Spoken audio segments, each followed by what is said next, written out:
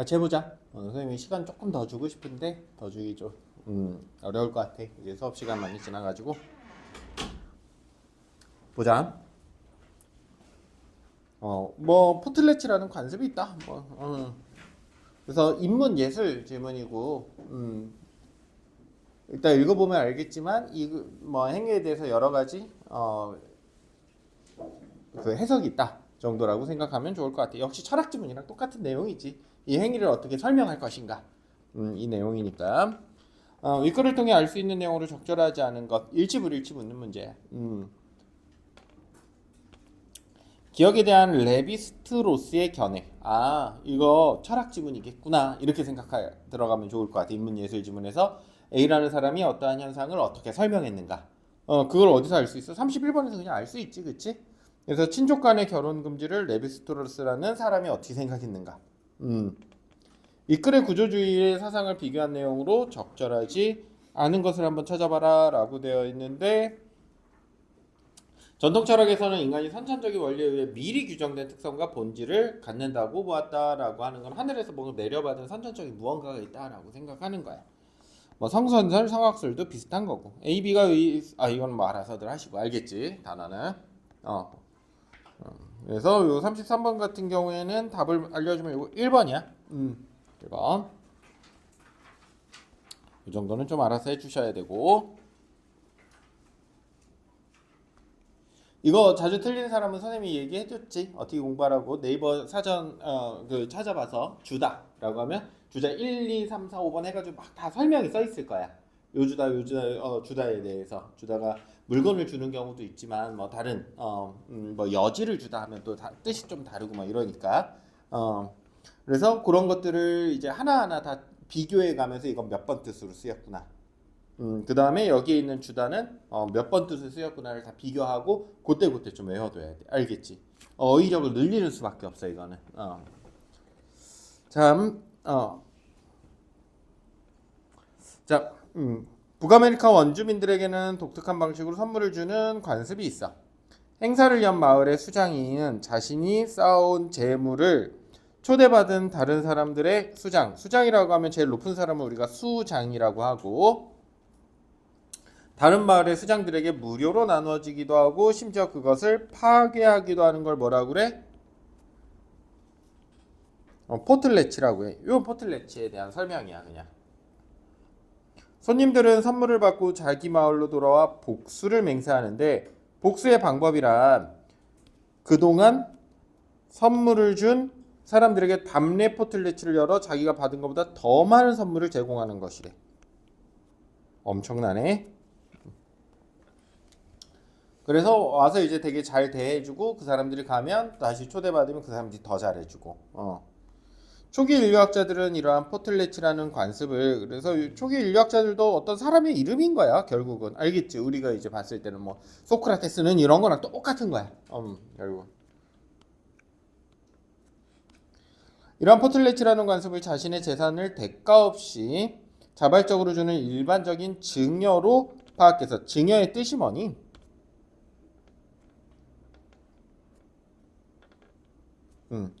이게 증여의 뜻이야. 그럼 증여의 뜻을 만약에 알고 있는 사람이라면 문장이 훨씬 줄어들겠지. 어떻게? 포틀레치라는 관습을 일반적인 증여로 파악하고, 이렇게 되는 거야. 사실 가운데 내용은 증여를 설명하기 위한 거기 때문에 이 문장에서 핵심적인 내용은 아니라는 거지. 관습을 증여로 파악했어. 위신을 얻기 위해 재산을 탕진하는 비합리적인 생활 양식으로 이해했어. 위신이라는 건 내 체면, 위치, 이런 것들을 얻기 위해서 돈을 더 쓰는 거야. 계속. 야, 내가 더 잘났어. 이런 식으로. 누가 그렇게 생각했다는 거야? 초기 인류학자들이. 하지만 모스와 레비 스트로스 같은 후대 인류학자들은 포틀레치를 호혜적 교환 행위로 바라보았어. 호혜적이라는 말을 너희가 아마도 모를 거야. 그래서 이렇게 써 있어. 그치? 호혜적 교환이란 일반적인 경제적인 교역, 다시 말해서 사물의 가격을 측정하여 같은 값으로 교환하는 행위, 이런 것들도 이렇게 괄호 쳐버려서 없어도 되는 글이야 사실은. 일반적인 경제적 교역과는 달리 이렇게 가야 돼. 알겠지? 일반적 경제적 교역이라는 건 뭐야? 같은 가치를 바꾸는 거라고 설명을 해준 것뿐이야. 알겠지? 다르게 돌려받을 대가나 시기를 분명하게 정하지 않고 사물을 교환하는 방식이야.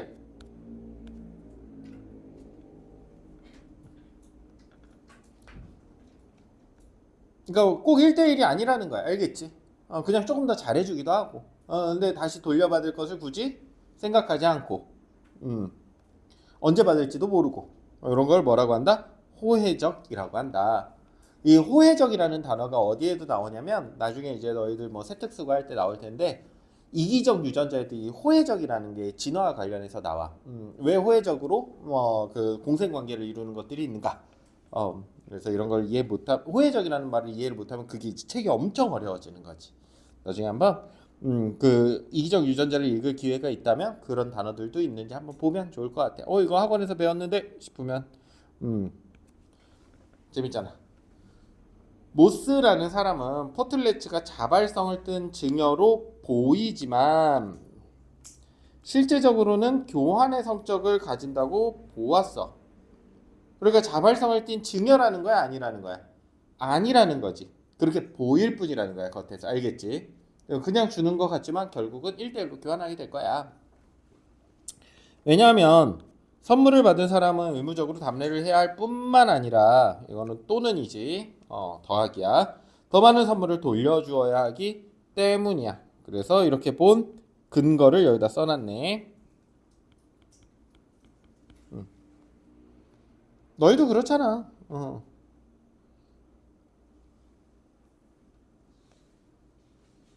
예준이 생일 때 선우가 뭐 10,000원짜리 기프티콘을 보냈어. 그럼 카톡에 또 선우 저기 뜨면은 예준이 또 뭐 해야 돼? 또 뭐 보내줘야 돼.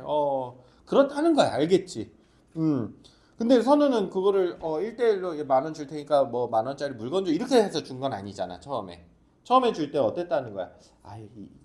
줬는데 이 새끼가 당연히 주겠지 이런 느낌으로 준다는 거야. 그러니까 모스는 그렇게 생각한다는 거 알겠지? 그러니까 뭐가 아니라 호혜적이 아니라는 거야. 결국 1대1로 교환하는 것과 마찬가지야. 그래서 모스는 이러한 포틀레치가 결국은 유대 관계를 형성하는 역할을 한다고 보았어. 그렇지? 선우가 예준이한테 맨 처음에 10,000원을 주면 10,000원 선물을 주면 예준이도 10,000원을 줄 거고 서로 우리는 친구구나. 유대 관계. 괜찮니? 근데 예준이가 보답을 안 해주면 이제 저기 하는 거지 뭐. 그렇지? 연 끊는 거지 뭐. 레비스트로스는 요새는 이거 연 끊는다는 걸 손절한다고 하나? 그렇지. 여기에서 더 나아가 포틀레치에 나타나는 호혜적 교환을 사회가 성립하는 원리까지로 확장해서 설명했네. 사회까지. 폐쇄적인 집단은 환경의 변화나 주변의 침략에 쉽게 무너질 수 있어. 인간은 생존하기 위해서 교환을 하며 다른 집단과 사회적 유대를 맺어야 한다는 것이야. 조그만 부족에서 살면 쉽게 뭔가 무너질 수 있고 외부에 침략이 오거나 뭐 환경적으로 막 가뭄이 들면 식량이 없거나 이러기 쉽다라는 거야. 그러니까 이제 없을 때는 좀 사오기도 하고 팔기도 하고. 이때 포틀레츠와 같이 상대방에게 선물을 주는 행위가 상대방에게 부채감을 주고 이 부채감이 다시 선물을 주는 행위로 이어지게 만들어 결국 교환이 이루어지도록 한다는 것이다. 부채감이라는 건 빚을 지는 걸 부채라고 해. 감은 이제 빚을 진 느낌이라는 뜻이지. 그러니까 선우가 10,000원 선물을 줬어. 예준이는 그럼 이제 선우 생일이 언젠가 하고 이제 계속 그치? 빚진 듯한 느낌이 있단 말이야. 이거 줘야 되는데. 이런 감각 때문에 다시 이렇게 주고 그럼 왔다 갔다 할 수 있어. 한편 다른 집단과 동맹을 맺는 가장 좋은 방법은 그 집단과 뭐 하는 거야? 결혼을 하는 것이야. 그래서 그쪽의 부족장의 딸과 저쪽의 부족장의 아들이 막 결혼을 하면 서로 이제 동맹이 될 수밖에 없지 뭐 서로. 교환을 위해 친족 간의 결혼 금지가 만들어졌다고 말한다. 친족 간의 결혼을 해버리면은 우리 쪽에서 줄 사람이 없잖아. 결혼을 할 사람이 없으니까 우리끼리 결혼을 다 해버리면. 그러니까 이제 다른 부족과의 결혼을 하기 위해서 친족 간의 결혼 금지를 만들어졌다. 서로 교환하기 위해서. 그런 친족 간의 결혼 금지로 인해 우리 부족 사람이 다른 부족으로 넘어가고 새로운 사람이 우리 부족에 들어오는 호혜적 관계가 형성되었고 이를 통해 부족 간의 호혜적 교환이 가능해져 사회적 공동체가 형성되었다. 두 부족이 그렇게 하다 보면 하나의 조그만 더 큰 부족이 하나의 부족이 될 수 있는 거고 점점 그러다가 사회가 된 거 아닐까라고 추측하는 거야 이 사람이 그냥 알겠지? 그럴 듯하지 근데 이런 이야기들이 그는 친족 간의 결혼 금지라는 규칙을 바탕으로 공동체에 필요한 다른 규칙들이 형성되었고 인간이 자연 상태에서 문명 상태로 접어들게 되었다고 말한다. 그러면서 이제 사회도 커지고 규칙도 생기고 이렇게 처음 생긴 규칙이라는 게 뭐야? 친족 간 결혼하지 말자. 그럼 다른 규칙도 생기고 이처럼 레비스트로스는 포틀레치 교환 구조나 사회 규칙이라는 체계의 틀에서 이해하고자 했어. 그의 견해에 따르면 인류의 보편적인 현상인 친족 간의 결혼 금지와 같은 결혼 제도도 인간의 본성이 아닌 사회적 유대 관계를 형성하는 구조 속에서 만들어진 결과야. 우리가 서로 뭔가를 교환하기 위해서 만들어진 구조지 뭐 다른 목적을 위해서 만들어진 결과는 아니다. 사실 이거는 이제 친족 간 결혼하게 되면 유전적 다양성이 사라져 요새는 과학적으로 그렇게 설명하지, 그렇지? 이제 기형아도 많이 나오고 안 좋은 일들이 많으니까 이제 본능적으로 알게 되어서 이제 친족 간 결혼을 좀 금지하게 되었고 우리나라는 사촌까지는 결혼을 못해. 사촌까지는. 근데 뭐 다른 서양 국가들은 사촌도 결혼할 수 있는 나라들이 꽤 있어. 사촌 간에.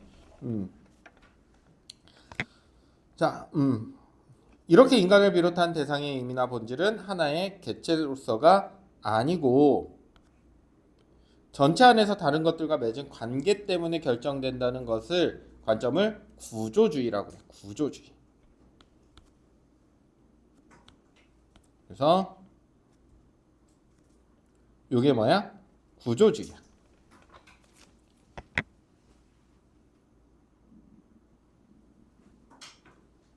그래서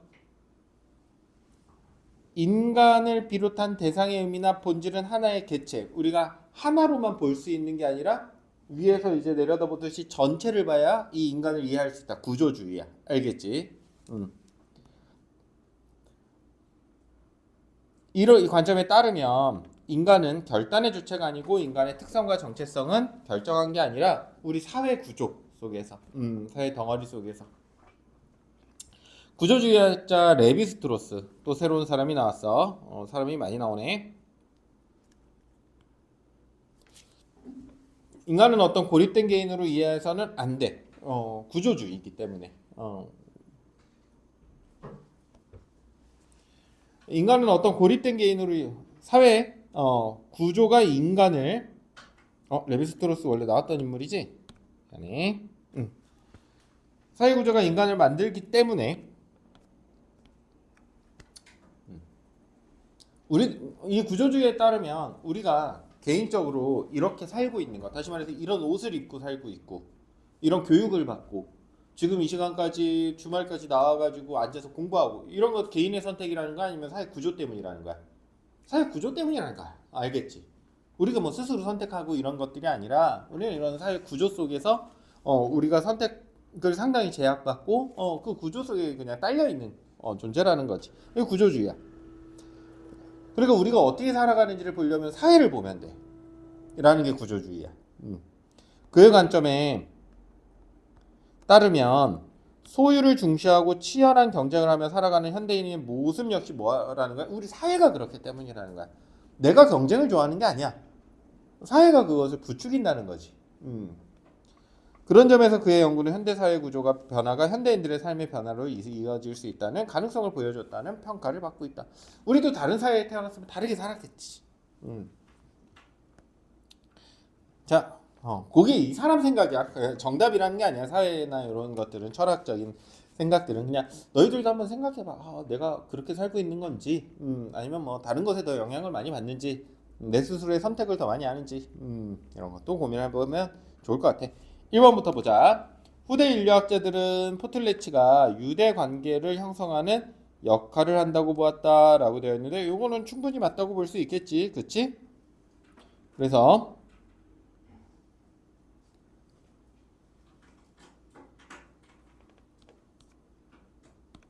이 부분 후대 인류학자들은 이렇게 써 있고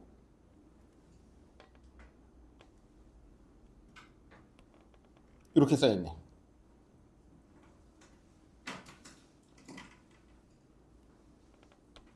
그래서 후대 인류학자들은 뭐 모스나 레비스트로와 같은 뭐 이런 사람들은 이렇게 했다라고 했으니까 충분히 맞다고 볼 수 있을 것 같아. 괜찮니? 그대로 써 있으니까 맞다고 보면 되지. 초기 인류학자들은 포틀레치를 위신을 얻기 위해 재산을 탕진하는 비합리적인 행위로 보았다라고 되어 있는데 초기 인류학자들은 여기에 있어. 그래서 우리가 괜히 이런 거 표시해 두는 게 아니야. 알아보기 쉽게 표시해 두면 금방금방 찾을 수 있어. 초기 인류학자들도 우리가 체크를 해놨기 때문에 우리가 금방 찾을 수 있겠지. 그치? 자, 맞네. 일반적인 증여는 자신의 재산을 상대방에게 대가 없이 자발적으로 하는 거야. 그게 증여의 정의였지. 정의도 우리가 체크해놨어. 그럼 정의에 관련한 것도 선지에 자주 나오거든. 30-3번. 일반적으로 경제적 구역은 사물의 가치를 따져 같은 값으로 교환한다는 점에서 포틀레치와 차이가 있다라고 되어 있네. 여기 달리. 괜찮니? 달리. 이런 건 뭐 문제 많이 나온다고 했잖아. 달리 이런 거. 30-4번. 답 5번이네. 포틀레치를 선물을 받은 사람의 답례 시행 여부를 선택할 수 있는 호혜적 행위라고 보았다라고 되어 있는데 여기 있어. 자발성인 것. 그러니까 자발성이라는 건 결국 뭐야? 내가 해도 되고 안 해도 되는 거지. 하지만 뭐라는 거야? 교환이라는 거야. 의무적이라는 거야. 의무적으로 답례해야 된다고 후대 학자들은 얘기했잖아. 해도 되고 안 해도 되는 게 아니라 의무적이래. 5번이네. 자, 레비스트로스의 견해로 적절하고 기억이 뭐야? 친족 간의 결혼 금지. 1번 다른 부족과의 결혼을 의도하여 부족 간의 동맹을 약화시킨다. 뭐가 틀렸어? 이건 뭐 그냥 읽어도 알겠지, 그치? 다른 부족이랑 결혼했는데 동맹이 왜 약화되겠어? 여기 나와 있기도 하지.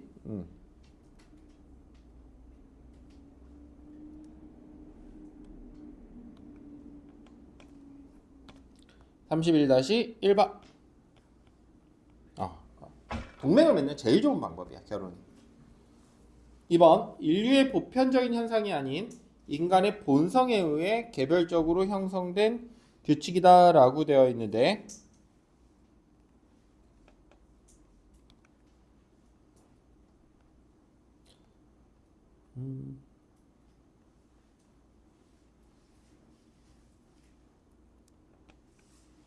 여기 그대로 나와 있지. 31-2번 보편적인 현상이야. 인류의 보편적인 현상. 보편적인 현상이야. 알겠지? 이렇게 하면 맞는 선지가 되는 거야. 시간 주면 맞는 선지도 한번 만들어보고 요런 걸로 이렇게 짜잘짜잘하게 장난해서 우리 틀리게 하는구나 이런 것도 자꾸 살펴보고 얘네들이 이런 식의 선지에 함정을 넣는구나 자꾸 봐야 이제 어느 순간 눈이 탁 뜨이지. 사람을 받아들인 부족은 부채감을 덜게 하고 보낸 부족은 부채감을 이거 거꾸로 썼네. 그치? 사람을 받아들인 거 뭔가 받은 거잖아. 그럼 뭐를 가져? 빚진 느낌을 갖는다고 그랬지. 그래서 요게 바뀌어야겠네. 요 부분이랑 요 부분이 이렇게 바뀌면 맞는 선지가 될 것 같다.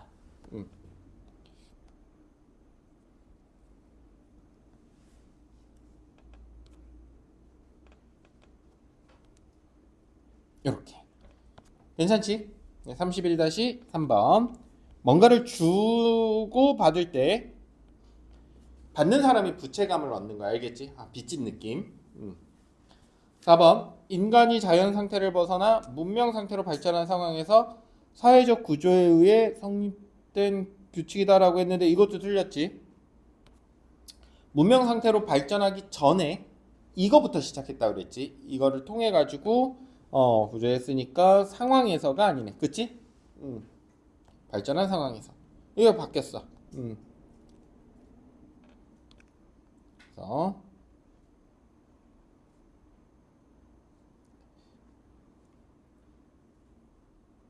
문명.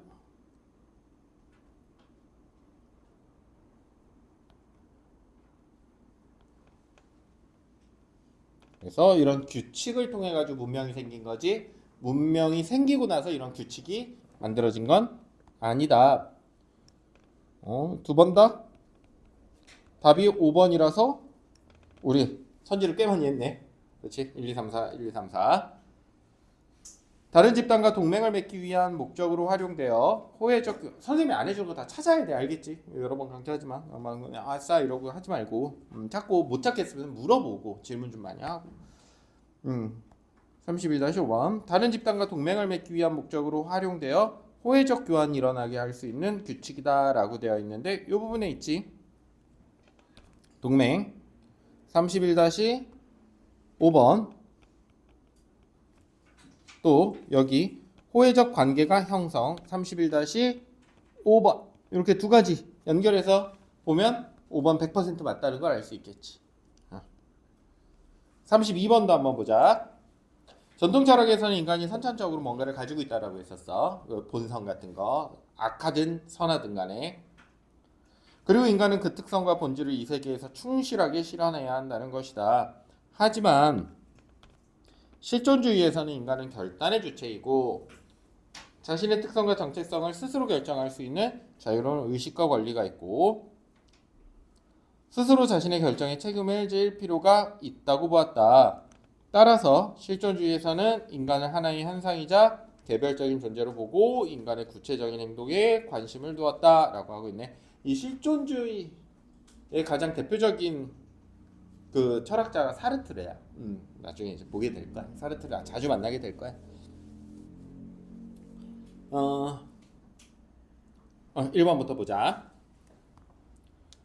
구조주의와 실존주의에서는 모두 인간을 자신의 결정에 책임을 지는 결단의 주의. 이미 틀렸네. 그치? 구조주의 선생님이 아까 한참 설명했었지. 너희들 이렇게 여기서 공부하고 있는 거 자신의 선택이라기보다는 사회가 공부를 해야만 뭔가를 할 수 있는 구조로 되어 있기 때문이다 라고 보는 게 뭐야? 구조주의라고 했었어. 여기 그대로 써 있어. 인간은 결단의 주체가 아니고 사회 구조에 의해서 결정되더라. 32-1번. 그래서 구조주의는 틀렸고 괜찮니? 실존주의는 맞는지도 한번 보자. 공부하는 거니까. 우리 공부하는 거니까. 답 맞췄다고 해 아싸 이러지 말고 2, 3, 4번, 5번도 당연히 찾아봐야 되고. 실존주의에서 인간의 결정.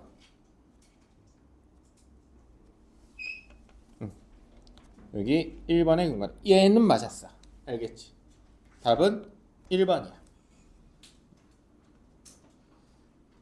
옳지 않은 거 찾는 거지? 1번이야.